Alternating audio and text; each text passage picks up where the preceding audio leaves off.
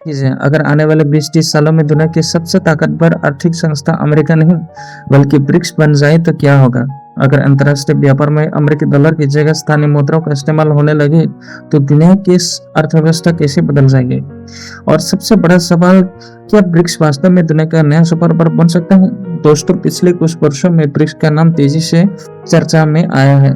कोई इन देश में शामिल हुए हैं और दुनिया की कोई अन्य देश भी इसके सदस्य लेना चाहते हैं।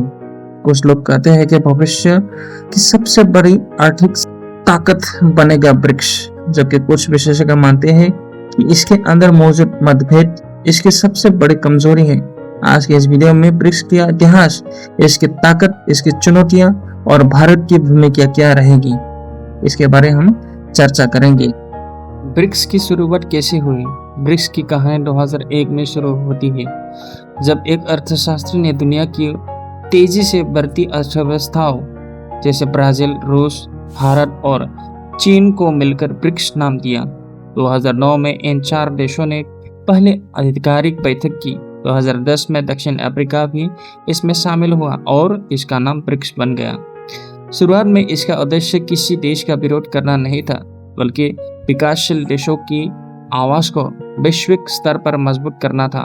इन देशों का मानना था कि विश्व बैंक, IMF और अन्य अंतर्राष्ट्रीय स्थानों में पश्चिम देशों का प्रभाव बहुत अधिक है, जबकि दुनिया की बढ़ती आबादी एशिया, अफ्रीका और लैटिन अमेरिका में रहती है।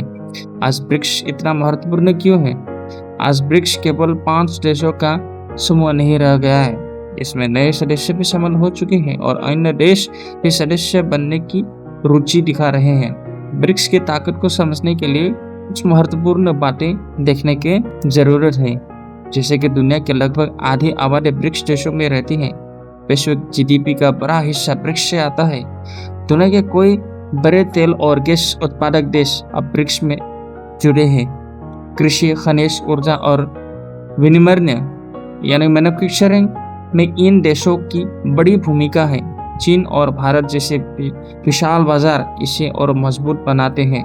यानी अगर ब्रिक्स के देश मिलकर काम करें तो उनका आर्थिक प्रभाव आने वाले वर्षों में और बढ़ सकता है। की सबसे बड़ी योजनाएं, ब्रिक्स केवल बैठकों तक सीमित नहीं है। इसने न्यू डेवलपमेंट बैंक की स्थापना की, जिसका उद्देश्य विकासशील देशों को इंफ्रास्ट्रक्चर और विकास परियोजनाओं के साथ ऋण देना है। इसका मकसद यह है कि देशों को केवल विश्व बैंक या IMF पर निर्भर न रहना पड़े। दूसरा लक्ष्य, आपसी व्यापार, स्थानीय मुद्राओं का उपयोग बढ़ाना। अगर भारत और रूस रुपये और रूबेल को व्यापार करे या चीन और ब्राजील अपनी अपनी मुद्रा में व्यापार करे तो डॉलर पर निर्भरता कुछ हद तक कम हो सकती है। हालांकि इसका मतलब यह नहीं है कि डॉलर तुरंत खत्म हो जाएगी। क्या ब्रिक्स डॉलर की जगह ले सकता है? यह सबसे चर्चित सवाल है। करेंसी है। अधिकांश अंतर्राष्ट्रीय व्यापार, विदेशी मुद्रा भंडार और वित्तीय लेन देन डॉलर में ही होते हैं। डॉलर की ताकत केवल अमेरिका की अर्थव्यवस्था से नहीं बल्कि वैश्विक भरोसे, मजबूत वित्तीय व्यवस्था और लंबे समय से स्थापित प्रणाली से भी आती है। ब्रिक्स देश डॉलर पर निर्भरता कम करना चाहते हैं, लेकिन पूरी तरह इससे बदलना बेहद कठिन है। कोई अर्थशास्त्रियों का मानना है कि आने वाले वर्षों में दुनिया मल्टी करेंसी सिस्टम की ओर बढ़ सकती है, जहां डॉलर के स्थान अन्य मुद्राओं का उपयोग भी बढ़ सकता है। सबसे बड़ी चुनौतियां, ब्रिक्स जितना मजबूत दिखता है उसके सामने उतनी ही बड़ी चुनौतियां हैं। पहली चुनौती भारत और चीन के सीमा विवाद।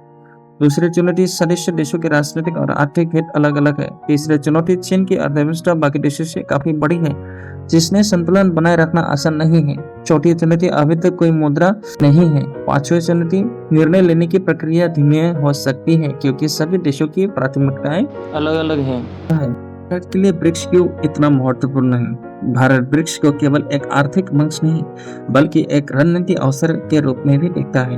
इसके माध्यम से भारत नए व्यापारिक बाजारों तक पहुंच सकता है, निवेश आकर्षित कर सकता है, ऊर्जा सुरक्षा मजबूत कर सकता है, विकासशील देशों के साथ सहयोग बढ़ा सकता है, वैश्विक मंच पर अपनी आवाज और प्रभाव बढ़ सकता है। साथ ही भारत, अमेरिका, यूरोप और ब्रिक्स सभी के साथ संतुलन संबंध बनाए रखने की नीति अपनाता। आने वाले वर्षों में ब्रिक्स का प्रभाव बढ़ने की संभावना है, खासकर यदि नए सदस्य जुड़ते हैं और आपसे व्यापार मजबूत होता है। लेकिन यह भी सच है कि केवल सदस्य संख्या बढ़ने से कोई संगठन शक्तिशाली नहीं होता। सफलता इस पर निर्भर करेगी सदस्य देश अपने मतभेदों को कितना कम कर पाते हैं और कितनी प्रभाव आर्थिक नीतियों पर अपनाते हैं, इसके पर निर्भर रहेगी। तो क्या ब्रिक्स अमेरिका की जगह ले सकता है? उसका उत्तर अभी तक स्पष्ट नहीं है, लेकिन इतना निश्चित है कि ब्रिक्स आज वैश्विक अर्थव्यवस्था का एक महत्वपूर्ण खिलाड़ी बन चुका है और आने वाले वर्षों में इसका प्रभाव और बढ़ सकता है। दुनिया का धीरे धीरे यूनिपोलर सिस्टम में यानी कि मल्टीपोलर व्यवस्था की ओर बढ़ रही है और ब्रिक्स इस बदलाव का एक महत्वपूर्ण हिस्सा है। अगर आपको ये वीडियो अच्छा लगा तो लाइक और सब्सक्राइब कीजिए।